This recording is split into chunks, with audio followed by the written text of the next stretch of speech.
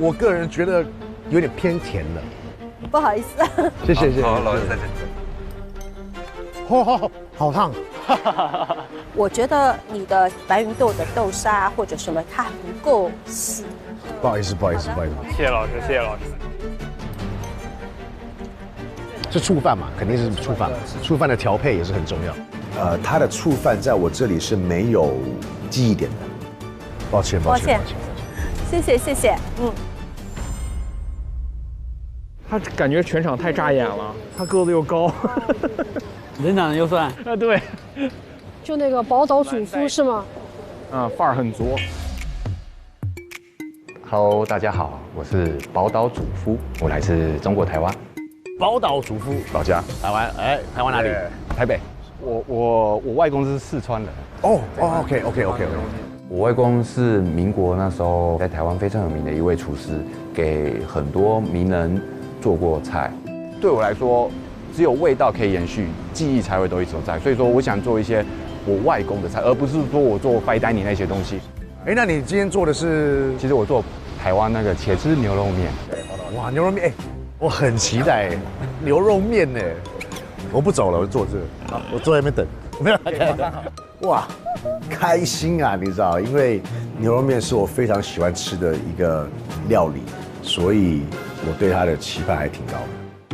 好香哦！这是你的味道吗？这是汤底。哇，好香啊！真的好香。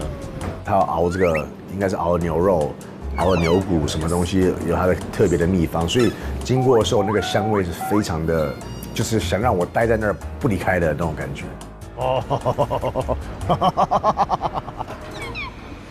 不过你今天拿一道牛肉面来，还是很有意思的，很期待。这道菜名其实我纠结了很久，然后为什么选这道菜呢？因为大家每次回老家会回家乡，就好那一口面。我外公每次一回去就会煮一碗牛肉面给我吃。这道菜名的话，其实我会用传统的方式来呈现，但是加了我外公传送给我的独家秘方，用了16种秘制香料来卤制牛肉，绝对是大家没有吃过的味道。他颠锅了，他在颠锅。所以他应该是，虽然他做西餐，但是他肯定做中餐的东西也是有所钻研的。法国蓝带出来的还是有点料的，隐藏了实力还做了一个中式的牛肉面。哇，我的牛肉面，刚刚好。刚刚好。哇，宝岛人很传统的牛肉面。看到这种东西我就闻鸡起舞。你惨了。我惨了。对，我帮你们分好不好？还是好。我觉得第1碗得给潘帅的。好啊。第2、第3碗也给我。尝看看。而且它很浓郁。吃面一定要这样。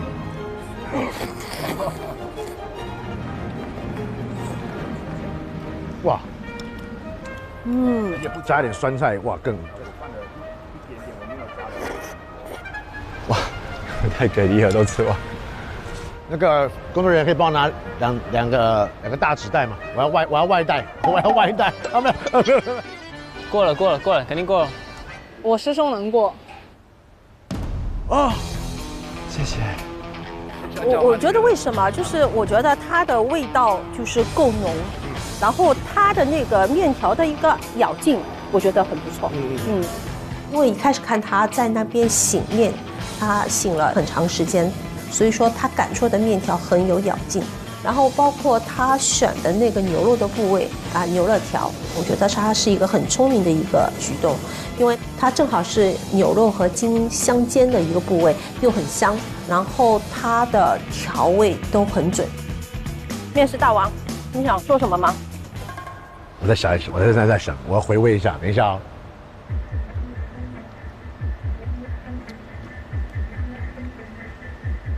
比较 OK 的这个。什么？他不给哦。抱歉。没事。可能因为我吃牛肉面真的吃很多牛肉面，我会回想说，那这个在我这些吃的牛肉面是不是最 top 的？因为既然来这个炙热游戏这个节目，那肯定我的标准得提高。我是觉得他很有可能不会晋级的，因为我觉得第一轮是每个选手应该拿出自己的拿手菜，而不是说一个你非要去讲故事的菜。你的拿手菜你是做法餐的，你的拿手菜肯定不是红烧牛肉面。因为当时我觉得是好吃的，那刚好邱老师也喜欢，那我觉得这个东西是介于好吃跟可能还不够好吃的这个中间。我们要叫人吗？好，我们要叫人吗？我们叫人。潘玮柏启动分歧终结权，此权一出，争议终结，可指定另一组任意一位评委成为第三方评审。他们要叫人过来，叫人过来。月月来了，月月来了。我想先问一问，是谁给的过，谁给的不过？不能透露，不能透露。直接吃看看，你觉得？好。哎呦，爷爷河南人啊。这叫什么牛肉面？台式的茄汁牛肉面。哦。对，然后我这是用的是姜黄面。那我想有一点手感，这个是我亲手做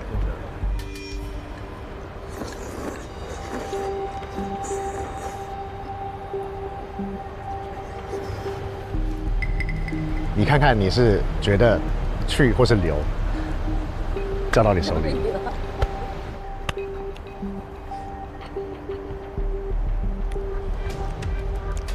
首先，既然意见有分歧，就说明一个人认为特别好，一个人认为还不够好。那么既然找我来，我从那儿走过来的时候，我的期待值是很高的。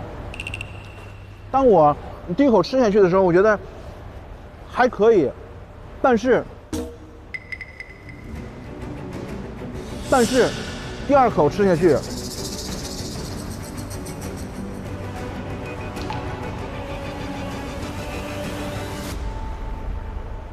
更棒！哦，真的好好吃，我觉得好好吃。哦，你给的过是吗？我没给过。恭喜啊，恭喜！谢谢潘老师，谢谢潘老师。我的标准就是能不能够推荐给我的家人们，我觉得完全可以。番茄的味道，我觉得90多分，牛肉90多分，这个面可能没有到90多分，但是我觉得已经非常非常好了。谢谢岳老师，恭喜恭喜恭喜！谢谢岳老师，谢谢，感谢。哇哦！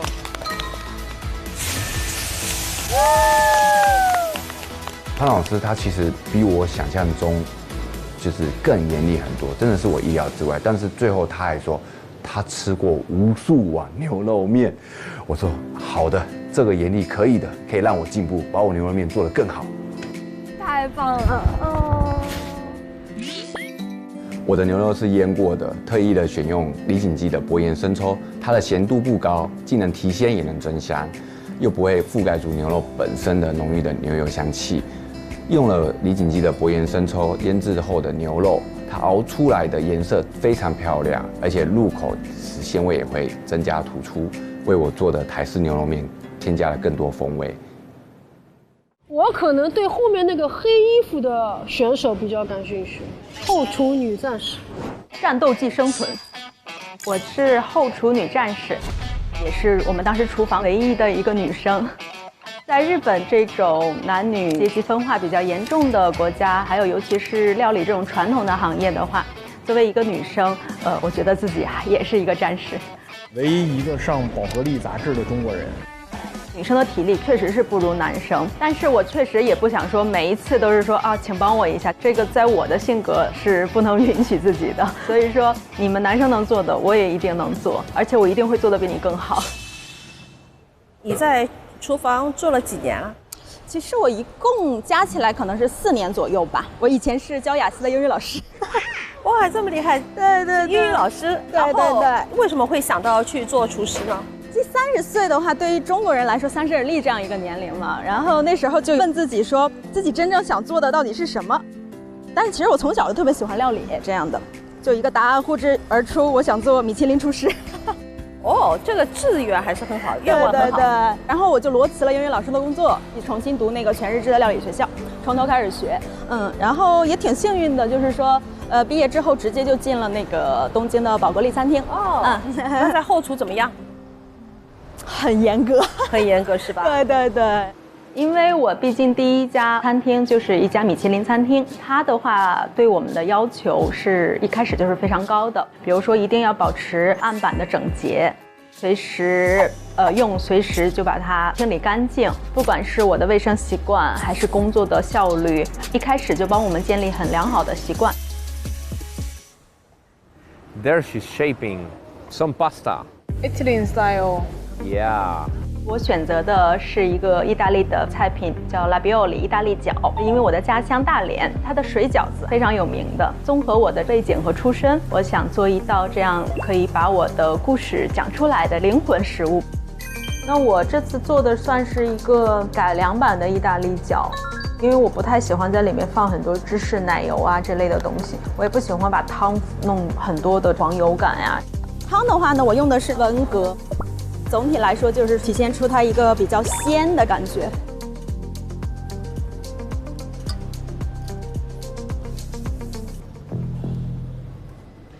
我用的是当地的文蛤，是第一次用这个文蛤，它出来的汤的味道确实是和我之前用的味道比是比较强的这么一个味道。因为整个汤的调味对这道菜来说非常重要，绝对不能出错的。我当时可能就有点心急，我一直在调整，一直在调整。能把握住味觉得很准的一个方式的话，就是在做的过程中反复去试，这样才能够把一个味调得很精准。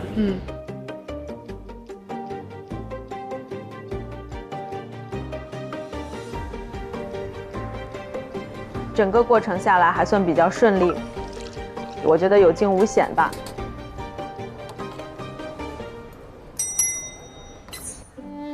这道的话呢，是一道非常传统的意大利饺，用到这个日本冰明湖的海苔，同时呢还有大连的海麻线，请两位评委品尝。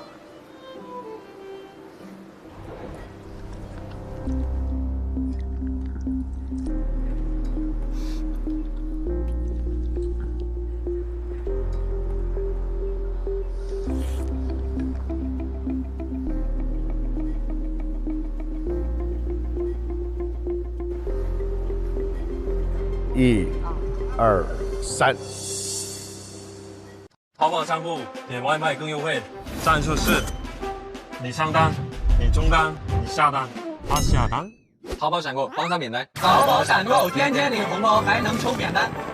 淘宝闪购点外卖更优惠，淘宝闪购点外卖更优惠。战术是：零星充赠，0元起手，是0元起送。淘宝闪购含0元配送。淘宝闪购爆品团0元起送，0元配送，爆品低至1.9元起。淘宝闪购点外卖更优惠。最近工作上有压力没有？那感情上有压力还没有？那啥压力让你头发这么掉啊？最近工程款回不来，下个项目又缺钱，东拼西凑也凑不全，我焦虑的每天晚上睡不着啊。小齐给你支一招，用钱别内耗，度小满随用随到，额度最高20万，最快1分钟到账，都不给你时间内耗。生意好伙伴，用钱好帮手，资金周转就找度小满，好省好省心。本节目由点外卖更优惠的淘宝闪购冠名播出。李锦记博盐生抽，简盐味更鲜，全国销量第1。厨王拼手艺，周转看实力。本节目由实力大品牌度小满赞助播出。好水煲好汤，好水煮好饭。本节目由每一滴都有源头的农夫山泉赞助播出。营养均衡就吃基隆鱼1:1:1，基隆鱼1:1:1调和油，全球销量第1。本节目由百厨认证弹出好功夫的陈克明华夏软坛面赞助播出。本节目由我家海鲜慢长成，闭着眼睛放心吃的1.8米赞助播出。江南美食先在常州，感谢本节目文旅战略合作伙伴中国常州鼎力支持。抱歉，不好意思。哇，很咸啊，已经咸过头的那种感觉。对，今天真的有点咸哎。我第一口汤一喝下去的时候，就有点吓到，说怎么会这蛤蜊有这么咸吗？然后我再喝一口，还是很咸。我是觉得我对味道的把握还是比较准确的吧。因为你用了海苔，那海苔它是带咸味的，对，你用了文蛤汤，那个汤也是有咸味的。然后这个汤有可能你煮的时间长了，然后它收缩了嘛，然后所以说它的咸味又出来，那所以说你要 balance 这个汤，啊。其实我很佩服，因为我也是女生啦，然后我们在后厨其实有很多不容易。我很喜欢你的性格，就是很开心。谢谢邱老师，好，加油啊！谢谢。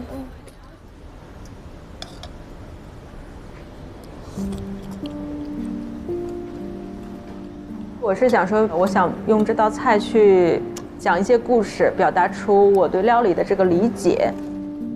那当然有志同道合的人是更好的，没有的话，我也可以继续往前走。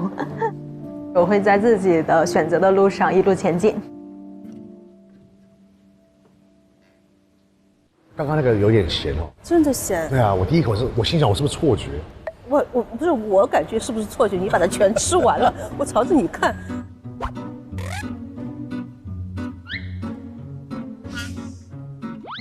以对食物的尊重，你知道吗？我这个人有个问题，这是我自己的问题。我吃东西不喜欢留下来，然后我看到人家帮我们做，我就想把它吃完。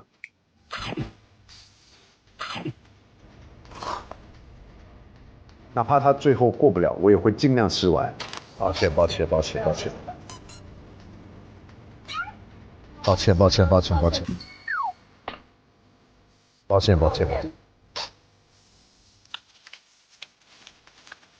我就对食物有一种很虔诚的一种心，好撑哦。You are the one, you're the person I need. Vous connaissez cette dame? 他是我们中国的数为一个艺人吧，唱歌，然后会做综艺节目，现在也是做美食。他经常在电视上教人做饭 ，TVB 到整个大湾区都跟着他学做菜。肥妈会有一个习惯，就是她会做饭的时候会唱歌。哎，对，唱歌。对。You make my life. What's the truth, my baby? And love is what I want, what I want. Hello， 肥妈。What the world? 你好，肥妈你好。Needs now. 哎，嗨，那样。你好，我是韦伯。I'm really happy to see you because I mean you're always so energetic, always so happy, bringing the good vibes. I'm always happy. You know what? What the world is love, sweet love. 好开心。But for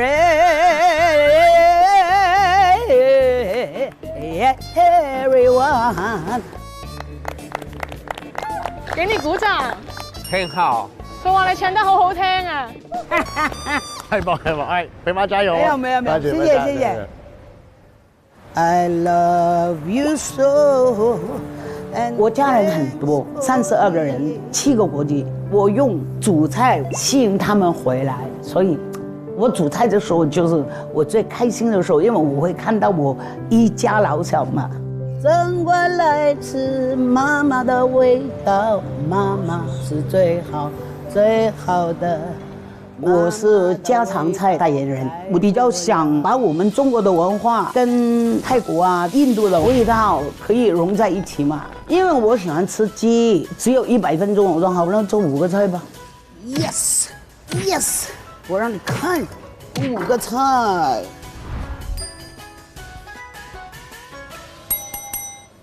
好厉害，在这么短时间里面做了几道菜出来。哇，好丰盛哦。对啊，1、2、3、4、5。哇，有汤有饭，咖喱，那就细品尝了。老师先喝一口汤，洗一洗。你们吃的太多了。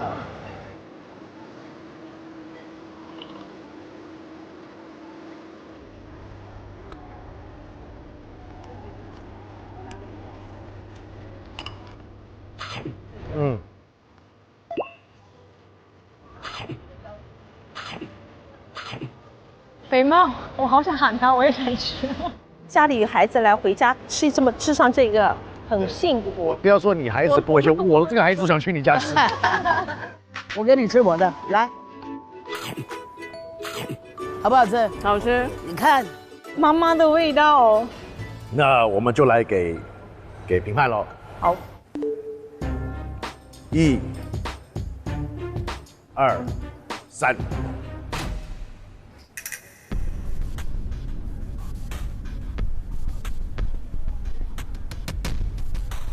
这个鸡，我觉得鸡的里面的味道不够，这道饭也太湿，就是不够香。从专业的角度去对它评审的话，我觉得如果在家做这么样一顿饭，我相信肥妈做得更加棒，因为在餐厅里呈现给客人的一道菜是必须是一个很稳定的一个菜品。肥妈，对不起，没事，没事。我说没有什么好不好的点评，每个人有自己的胃口，每个人有自己的那个味觉嘛。家里的味道嘛，不跟人家师傅要比，我自己创的、自己煮的无所谓。喜欢煮菜的人呢，就喜欢煮。Maybe I didn't know。而且我有顽皮，我虽然70多岁，我就很想来参与一下。我那次来呢，就是想告诉大家，其实家里的妈妈也是一个大厨啊，我做到了，一直我也可以告诉人家，我做到了。节目联合微博发起炙热游戏百出大战2创大赛活动，即日起上微博关注优酷综艺炙热游戏百出大战，带话题炙热游戏百出大战2创大赛，发布优质2创作品，有机会获得嘉宾签名照、会员卡等独家福利。周老师，问您一个问题，您有期待的吗？有期待的。期待哪个？我觉得那个，一个是做那个湘菜、淮扬菜融合的，看他手法动作都还不错。哎，师从淮扬菜掌门人周小燕的徒弟吴松德。他在狮子楼嘛，扬州有一个餐饮名店叫狮子楼，他在那个里面干过。但是我不太熟悉，不知道他在那个干过。不用为了您的面子，一会儿那个。不需要，完全看菜。你现在是在长沙工作？长沙工作。以湘菜为主。对。但是你学徒的时候是学的淮扬菜。对。像他这种原来学淮扬菜，现在去投奔湘菜，背叛师门的做法。背叛师门。你们的师门应该是有。我们师门可不能背叛。我这还是就一直在传承。当然，这个也不能说是背叛啊，就是学习更多的。另辟蹊径。另辟蹊径。对，学习更多的知识来丰富自己，这也很正常。对，很正常。我觉得就是传承加创新。好，期待。您应该是期待这个菜的。对，我看到这个融合到底融合的什么效果？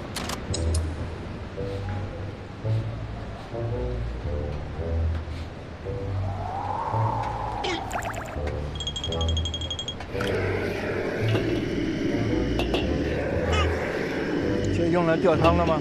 对，吊汤。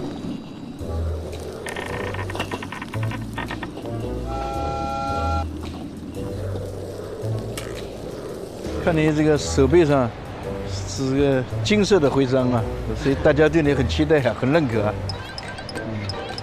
一定不负所望，压力更大一些。我不知道我能不能够达到周老师的标准，在师爷面前还是有点胆怯。我第一次做菜手发抖，手不抖，淡定。能看到我手抖，我只能想着不要出错，尽量做得好吃一些。这次带来的是白辣椒紫苏波龙优线米粉，去了长沙必须要锁粉，米粉最关键的就是汤头要好。这次的汤结合了淮扬菜的汤底的特色，但是我们把3种不同的汤底结合到了一起，这里面有鱼汤，有虾汤，还有骨汤，用淮扬菜雅致的这种装盘呈现出来。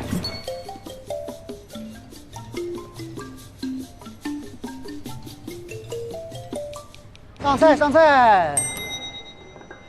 乌龙，乌龙。哦呦，乌龙。哎呦呦，哎呦呦，哎呀，顶级的时刻来了，哥。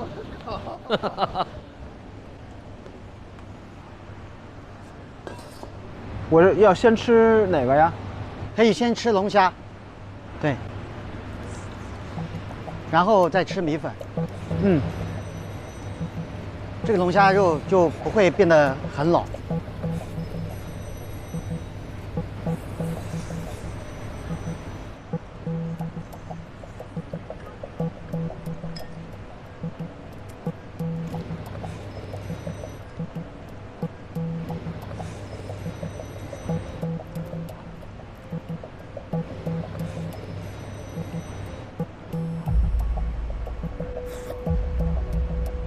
连汤都喝完了，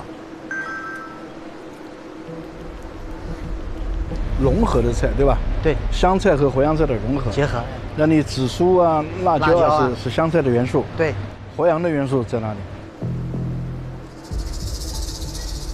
淮扬的元素就是我们还是想把这种呈现的方式，湘菜不乡土，然后家常不寻常，然后就是把这样的一个理念能够让大家对湘菜有个另外一种改观。啊，就是在呈现方面，呈现方式借用了淮扬菜的。然后虾肉其实我们就是借鉴了淮扬菜腌制高油和虾仁那种方式。好，有答案了，我们有答案了。3。周老师不会给，他对徒弟很严格的。你喊2。行业里面经常有人讲10个龙虾9个老，温度火候。一定要把控得很精准。1。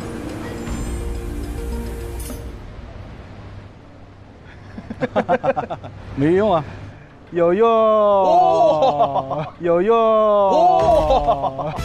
谢谢，祝贺你，谢谢。好，你这个是拿到一个2个牌子才能说通过。对，谢谢老师。好，谢谢老师。祝贺你。我觉得好吃到。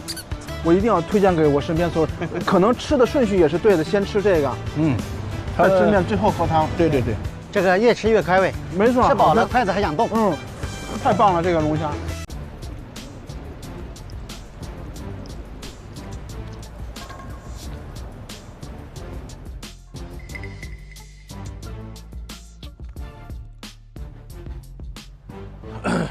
我可能有句话跟你说。我觉得不 OK。Oh, he don't like it. 因为我觉得 KO。Oh, he like it. Oh, he.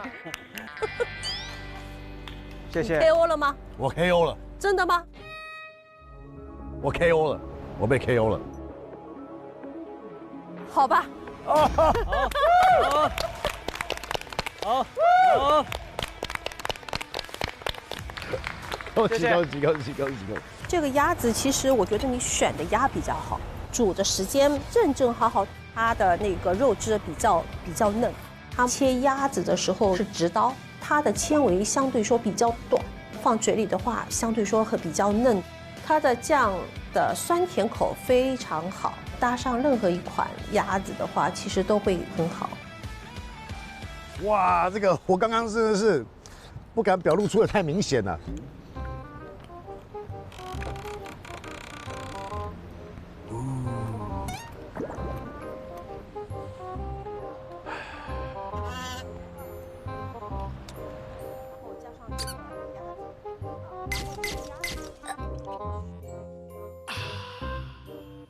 你今天看天看地，看左看右，多少？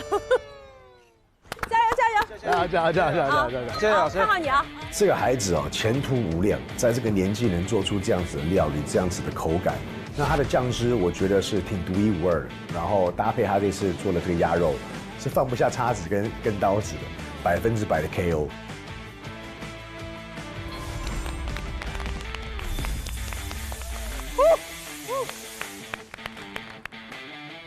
哇！这个是我做的一个花生鸡汤意面，我用澄清鸡汤去做的一个透明意面，然后底下铺有我们当季的螃蟹，最后打上这个云南口味的花生泡沫。好，来。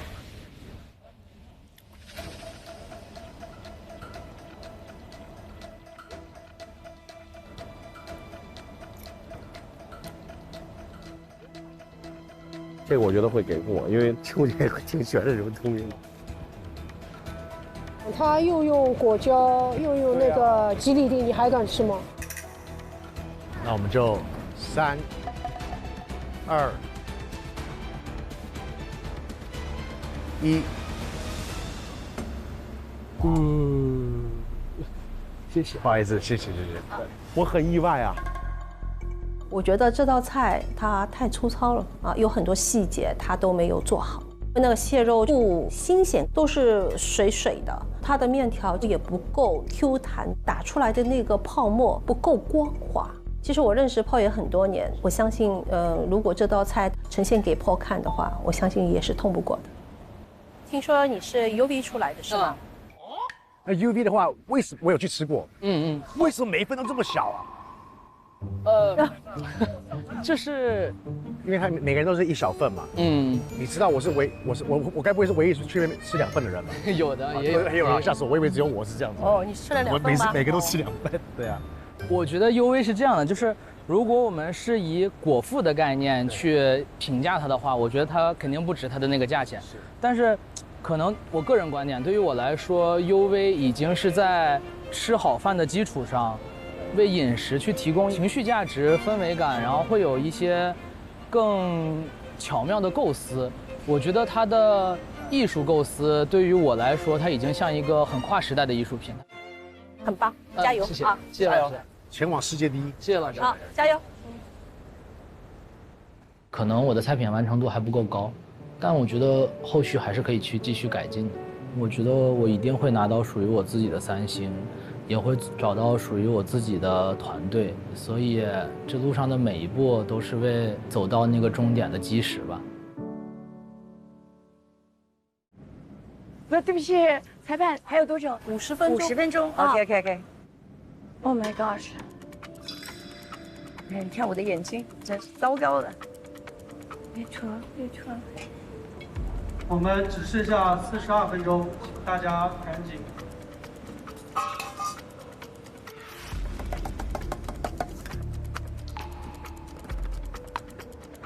因为我有家族遗传的眼睛的毛病，就是常常呢，我拿3颗蛋出来，可是我只看到2颗，我必须要头到处的晃一晃，我才看到第3颗，所以我速度比较慢，很担心时间不够。Hello， 你好。你好。为什么你要叫假如再给我2年的光明？因为我今年60岁啊，你看不出来。对，真的我家族遗传的眼睛的问题。感光细胞失养症，所以我知道光线不够的时候，我是没有立体感的，是看不到东西。对，55岁的时候，我的左眼又发生了黄斑部水肿，干性的。医生说我的眼睛这一眼不知道什么时候会发生，也许5年。我的奶奶40岁就全盲，我的表哥记者都是50几岁就全盲，所以我觉得我应该也差不多了。所以没关系。所以呢。如果我的眼睛只剩2年，如果我的眼睛2年之后就看不到的话，那我要做什么呢？我不要继续教书，虽然我很爱教书，我要学料理，我要学法式料理，而且我要去巴黎。这厉害。我没有进过餐厅，我没有，但是呢，我有这个 passion，right？ 对，这是一个非常令人心疼的一件事情吧。但是我觉得他很棒的地方就是，他58岁才去学法餐，他还想去学新的东西，想去充实自己，想要做出一些他喜欢的味道。我觉得这是非常令人敬佩的一个心态，所以我对那位也是非常非常期待。时间剩余24分钟。哦，还有24分，没事，加油！小贝加油！你们都很漂亮，你们很漂亮的。虽然我已经60岁了，眼睛又不好，但是呢，我有一颗热爱料理的心，所以我今天来到这里，能把我的料理顺利的呈现给大家，我就很满足了。那我今天带来的是一道蔬食料理。那很多人觉得吃蔬食呢会太凉，所以呢，我用的是姜黄炒饭，台东的月光米、红藜麦。这个汤汁是南瓜加上土豆，我再加入我的5行高汤，加了一点点的凤梨，南瓜的甜味加上土豆的香味，加上一滴滴的酸味，这样就不会腻。金汤山茶花，你们要汤匙压下去，它的花就会开花。对，你看你的手好巧哦，好棒哦。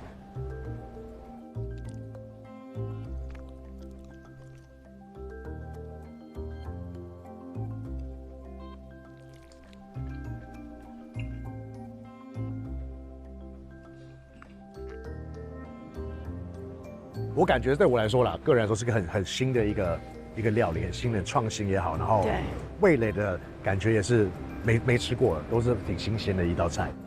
其实你这个所有的整个一个菜品是很健康，但是呢，当你入到嘴里面的那个层次感，要稍微再调整一下。没问题。那我们就准备给出结果。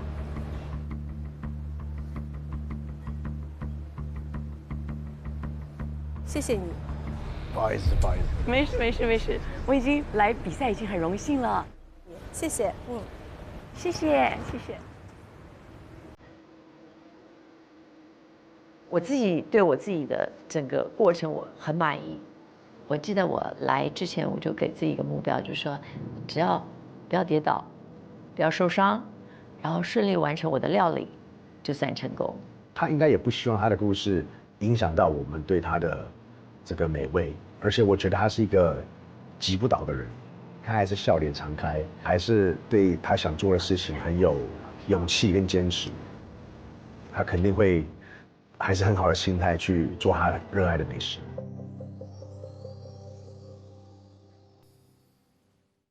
我这个你看这在干嘛？这是我割肉啊！美女与野兽呀，拿着巨羊肉，开羊腿，看得出来也是熟手啊。最吸引我的就是你这个。真的吗？真的。我今天做的是一个羊腿的煲仔饭。羊腿煲仔饭。我跟其他厨师呢不太一样，就是我是一个生意人，我开了11家餐厅，他们全部都很火爆。我身边的朋友都是叫我生意天才，就是来我们家吃过的人呢，基本上我们会变成他们的首选招待餐厅。很不错，我经常来。这个菜很好吃，特别是刚才那个剪鸽子那个环节，让人特别有仪式感啊。用餐时可以为顾客提供满满的情绪价值，才是留住他们的核心。你也是煲仔饭？我是顺德风味煲仔饭。哦。大家好，我是顺德小厨娘。我其实刚进餐饮业的时候，我是去学了正宗的法式料理。我一直是觉得吃饭是这么一件很有仪式感、很庄重的事情，非常的高级精致。但是我的观念发生了一点点转换呢，可能就是在我在 fine dining 实习的时候，会很累啊，或者压力很大的时候，我可能就会做一道顺德菜。那这个时候我会发现，哦，原来有时候最治愈我或者最温暖我的，可能就是把我养大的这个顺德菜。所以我现在想把我家乡这种很朴实的味道和我家乡人很务实的这个性格的一个料理，把它做成一个新的、有活力的、有更多可能性的东西。今天最难评判的是什么呢？煲仔饭很多。哦，这一组里面好几个我看了都是做煲仔饭。煲仔饭这有一个那儿一个，就是既会讨巧也会吃亏。那么就一比，大家就很容易比出来了。对，可能好中选优了。对，没办法。我比较期待煲仔饭到底是哪个比较不错。以前我说很少听说有鳗鱼煲仔饭的。是的。好好把它做好。顺德是鳗鱼之乡，我的父亲他曾经给我做过一道菜，叫做蒜片蒸豉汁鳗鱼干。但是他当时切的是厚片，然后我就想把它改良一下，把它切成薄薄的，把那些小骨头都给切碎，然后结合带口感和提鲜的顺德本地的一个大头菜，还有香菇，用地道的顺德食材带来最纯正的家乡味道。我的餐厅只选用各地最顶尖的食材，我准备了宁夏盐池的滩羊，加入来自福建福鼎的槟榔芋，松露，想让它的口味更加丰富。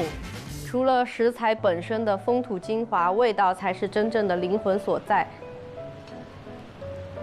造就了那份独一无二的记忆。对我来讲，味道是基础，视觉上呢的呈现，还有你的五感是非常重要的。这个煲仔饭很用心啊，这是自己带过来的。你看那个刚才那个烤箱也是自己带来的。我知道今天很多煲仔饭，对，但我还是蛮有信心的了。对它是最充满期待的，一个是新鲜的羊腿挂着呢，第二个自己带来的那个大的高压锅、大的这个烤箱，装备是很齐全的。第二个，这个阵势也很大，所以呢，大家都充满了期待。老师，欢迎你们。对，有一个仪式，还要做一个点火仪式。点火仪式，对。哦。好，哇！祝你们财源滚滚，顺顺利利。呦，这仪式感满满的。还是要看它这个味道的。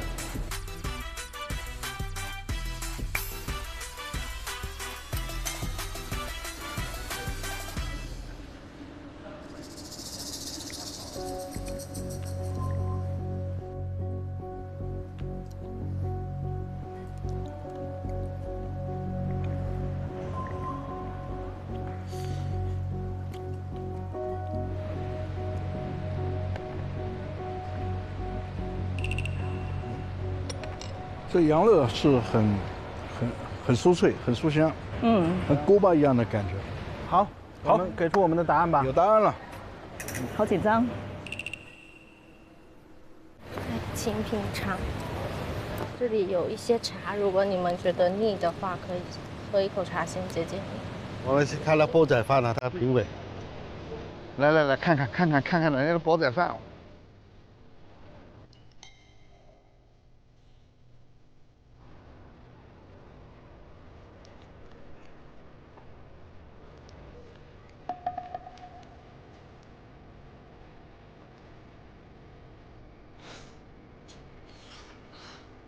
像周老师那种人，一吃一口就知道怎么回事。我吃一口不知道怎么回事，我得吃2口3口，甚至吃一碗才行。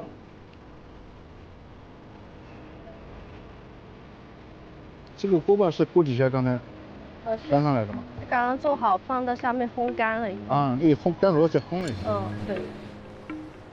再帮我盛一份。好。好。好。老师，等我1分钟。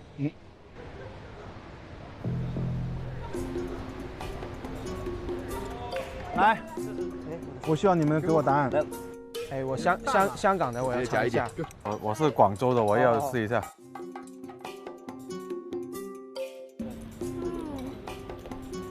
哦，越嚼越香，越嚼越香。如果过，你告诉我个理由；如果不过，你告诉我个理由。过的话，就是它香气，我觉得做得很好。没有，它食材真的搭配的不错，味道什么融合食材很多，很丰富。不过的话，可能不够创新。是，我是觉得那个锅气啊，煲仔那个锅气好像差了点。OK， 我明白了。他们感觉怎么样？他们属于进电梯了，他们不希望电梯太挤，他们给出了不少意见。我心里有答案了，您呢？我也有答案了。来，这2个煲仔饭谁会赢呢？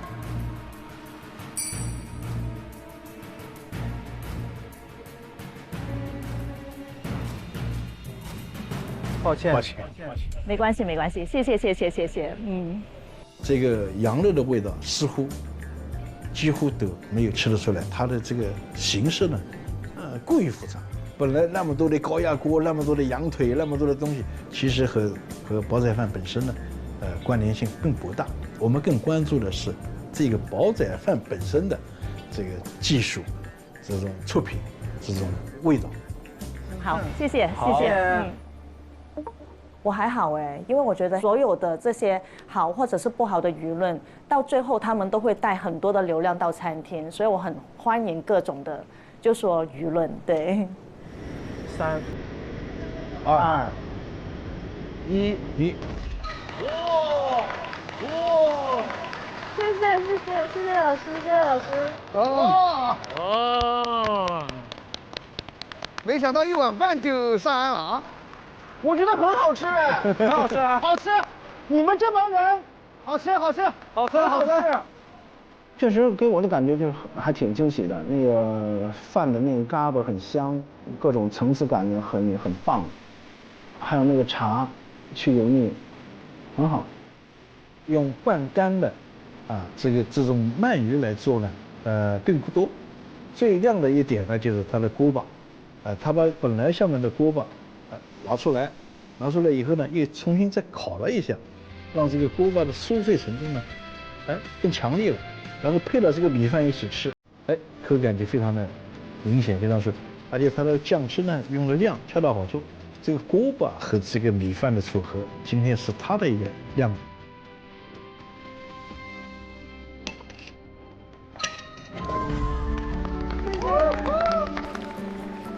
我当时看着2位老师同时把那个币伸出来的时候，我就觉得，我感觉我有认真的在对待这一锅饭，我就感觉值得了。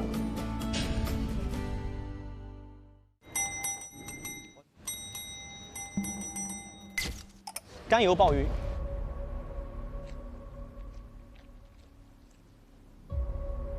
鲍鱼的香味几乎没有，很淡。今天做的是海式青咖喱鱼，咖喱它的厚味不够，它层次感不够。谢谢老师。哇，好丰盛啊！你的猪脚还是比较硬。抱歉。没关系。我们这道菜呢是选用我们的这个牛上脑。不好意思。我做的这道菜呢叫莲影凤尾虾仁，但是也并没人过。好残酷啊！也不知道这些人里谁还能晋级。这是春熙大厨。我是春熙大厨以不文明的手艺而闻名十里八乡。我们那边有个年例，就是所有的亲朋好友会来到家里面，基本的所有的菜呢都是我做的。特别是我们广东比较出名的白切鸡，我们这边叫做无鸡不成宴，特别是这道菜，在我们那边的喜宴上，就是说所有的酒席类都可以看到它。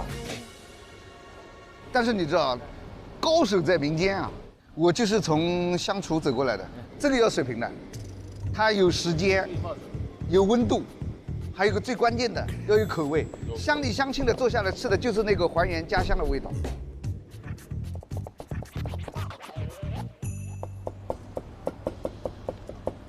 老师，我看这资料上写着你的妹妹世界冠军。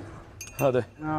这是咱们奥运健儿跳水冠军全国人的亲哥哥。亲哥哥啊。那会给你带来什么样的惊喜，或者是给你带来什么样的困扰吗？带来的更多的是改变吧，特别是改变了我们整个家庭的一个生活，还有环境。但是妹妹懂事，你也懂事。你是很早都出来干活哈？对，我16岁出来接触的行业就是厨师做了厨师有3年，然后就回家去附近找个工作，照顾家里面那时候。我看你这儿也有一个徽章，也被质疑。是的，可能我长得不像一个厨子吧。没事，勇于挑战。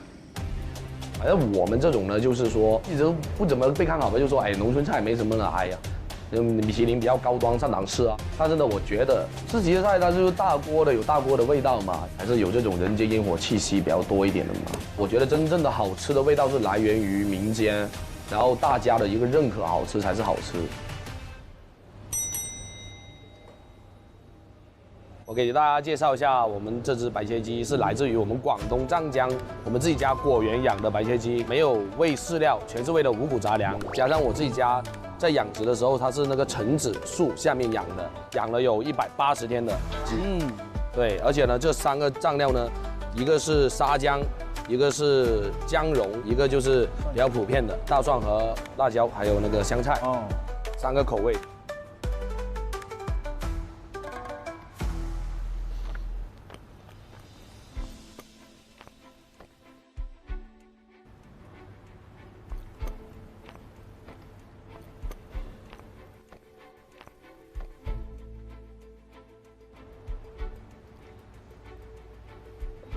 这3个酱汁味道调的还是不错的。哎，谢谢。味道3个味道都不错，就是因为我以前切这个白切鸡啊，个人的感觉应该比这个要嫩。他说我这个鸡没有他吃的那么嫩，有道理，但也没道理，因为呢，他不是我们广东人。在我们那边呢，都是要养到一定的月份、天数的鸡，它的皮才够脆，它的肉质才够紧实。它这个和其他白切鸡相比，在口感上面没有明显的突出，有一点鸡肉的香味，但口感偏老。可能他喜欢吃那种30天或者60天的那种嫩嫩的童子鸡吧，那种鸡在我们广东给我都不要。但凡你饭店里面用这种鸡来做白切鸡，你包会被投诉的。